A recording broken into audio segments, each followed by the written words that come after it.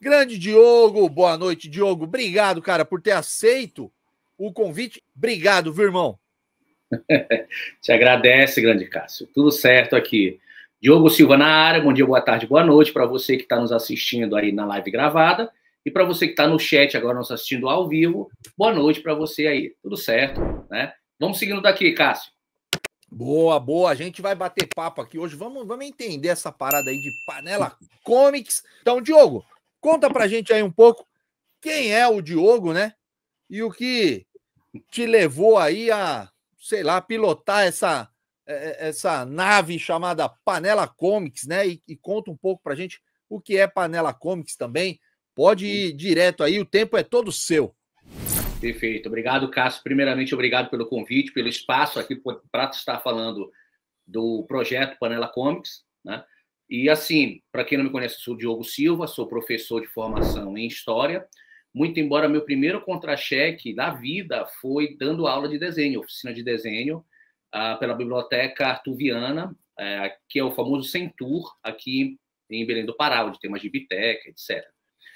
Cresci nos anos 90, então cercado ali pela televisão, os videogames, os tokusatsus, então a minha formação é muito naquela questão de Jaspion, Kamen Rider, passando por Cavaleiros, até chegar a Dragon Ball e os anos 2000 com a fase da explosão dos mangás.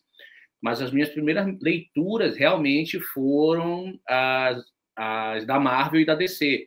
Eu peguei aquela fase da morte do Super-Homem, Super Aventuras Marvel ali na Saga do Infinito, a fase de ouro ali, né? Os X-Men ali com Dini desenhando e etc. Fase boa. Então, já nos anos 2000, por já conhecer a animação e não o mangá, eu fui introduzido nesse meio aí, graças a Conrad, que publicou ali nos anos 2000 os Cavaleiros e Dragon Ball, em versão oriental, e por mais que muito youtuber diga, mas era mentira, tem uma falsa memória. Não. Era possível comprar, sim, com troco de passagem de ônibus e de pão, o seu mangá e o seu quadrinho. Obviamente, você demorava uns 2, 3 dias, 4, 5 juntando, e você comprava ali o seu quadrinho mensal. Eu, por várias vezes, fiz isso, né? Fui andando para casa, eu estudava perto do aeroporto, no ensino fundamental, e andando, comprava lá, tinha uma banca, comprava os mangazinhos, os quadrinhos lá de desenho, e ia para casa sorridente, ler ali o meu quadrinho e desenhar. Foi a época que começaram os eventos aqui de anime e mangá em Belém do Pará, como o Otaku no Matsuri e o Animazon.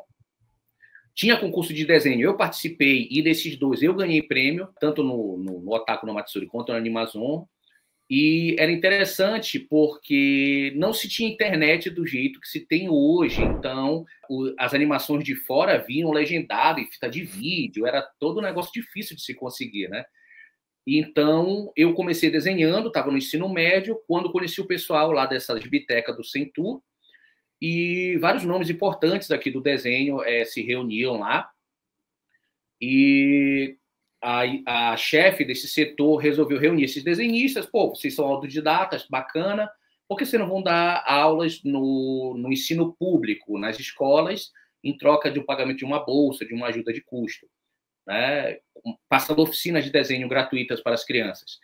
E o desenho, aqui a gente faz essa ressalva, ele é importantíssimo para as crianças. Naquela época já era, principalmente hoje, que é todo mundo viciado em tela, né, viciada em TikTok da vida. Então, perdeu-se aquela habilidade natural de ficar sentado, desenhando ou estudando durante várias horas, sem o contato com telas.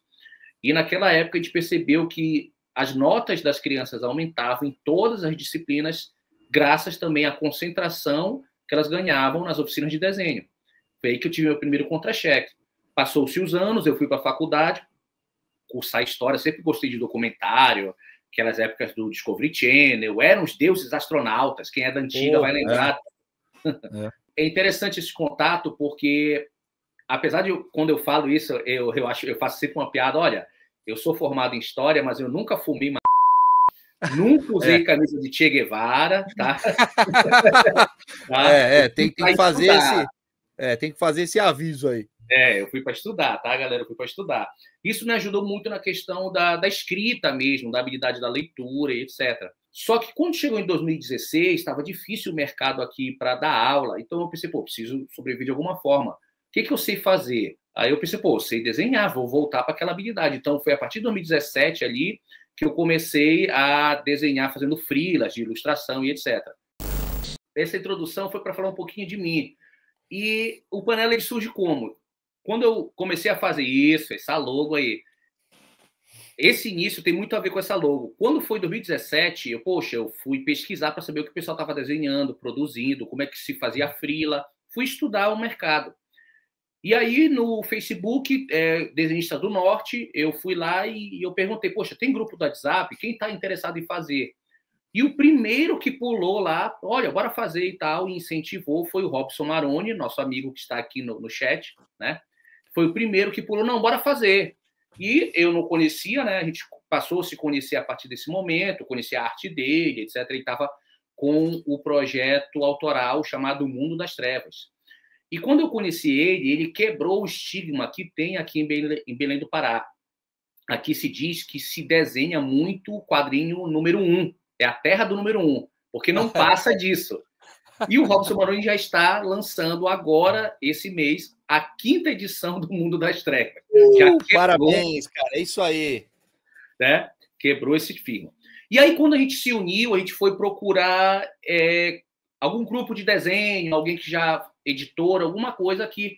E a gente percebeu que não tinha. Na verdade, o que tinham eram grupinhos menores que não deixavam ninguém participar, entrar, faziam um evento, não chamavam, faziam um concurso de desenho, premiavam entre eles mesmos. A gente percebeu, todo mundo tem a sua panela, bora fazer a nossa? Bora! Aí, rapidinho, eu rabisquei ali uma logo, tá aqui, brincando, a gente disse, olha, tá aqui, ó, Panela Studios, né? E aí foi o protótipo dessa logo aí que você tá vendo, e reunimos outros, na verdade, o Helder, que desenha a capa de livro hoje, o Rodrigo Urso, o Marnisson, né? O Robson e eu. Então, nós 5 inicial. A gente tentou algum movimento ali, infelizmente não conseguimos. Estourou, participamos de vários eventos aqui em Belém, e estourou a pandemia. Pandemia aqui, né, em Belém, no mundo, parou tudo, né? As artes não ficaram, também ficaram paradas por aqui. E aí, eu entrei para o Exército, fui servir, eu sou ex-oficial do Exército, sou segundo-tenente, R2. É uma coisa totalmente diferente. Tive que deixar o quadrinho um pouquinho de lado, as ilustrações, desenhava bem pouco, porque a vida na caserna é muito puxada, né? Um negócio difícil ali. Nesse tempo, a grana era bacana, era boa, e aí eu tenho meu amigo de infância, o Thiago Sarami, que também participa do Panela. Ele hoje não trabalha com quadrinho, ele trabalha com animação e edição de vídeo, ele é profissional nessa área, ele trabalha com animação 3D, etc., esse tipo de coisa. E ele, Diogo, bora fazer um podcast e tal. Aí a gente bolou, eu fiz lá um projetinho, lá vimos quanto a gente ia investir no dinheiro e deu certo, né? Compramos os equipamentos, fomos atrás de patrocínio e começamos a convidar as pessoas. Foi de 2021 a 2023, esse chamado Alpha, com PH, Cast.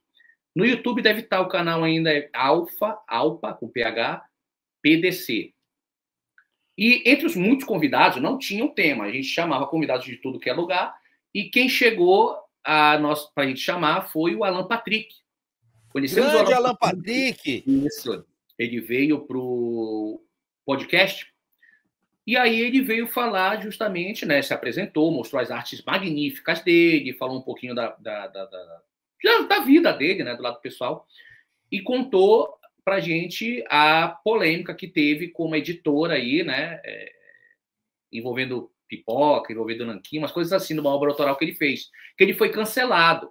E aquilo nos revoltou de tal forma, porque o desenhista do calibre dele nunca teve voz na internet para poder contar a versão dos fatos dele. Nós temos a honra de dizer que o AlphaCast foi o primeiro podcast que deu voz justamente a ele.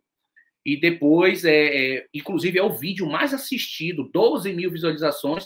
Para a gente é muita coisa, óbvio, né? Para mim aqui também seria, viu? Muito.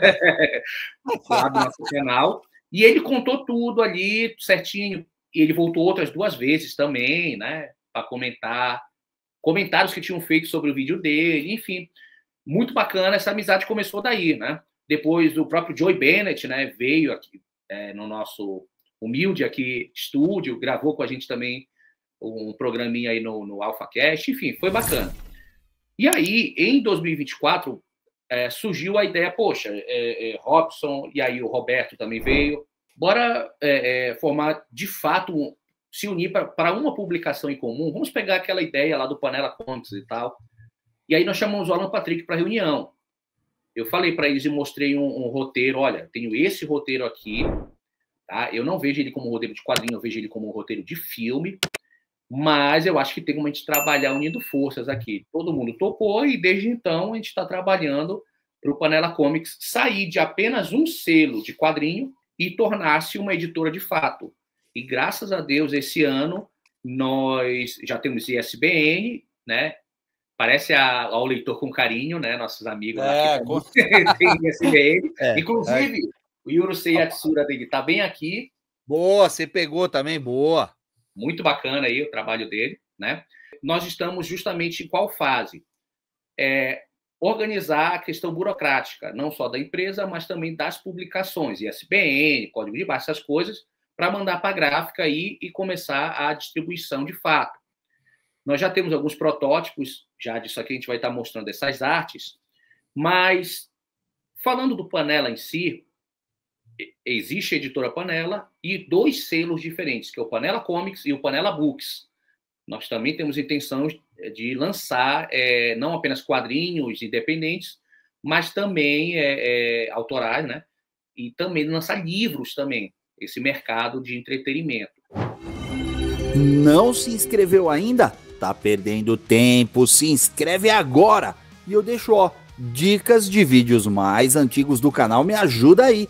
Assista um desses vídeos, deixa um like lá também. Sem mais delongas, fui!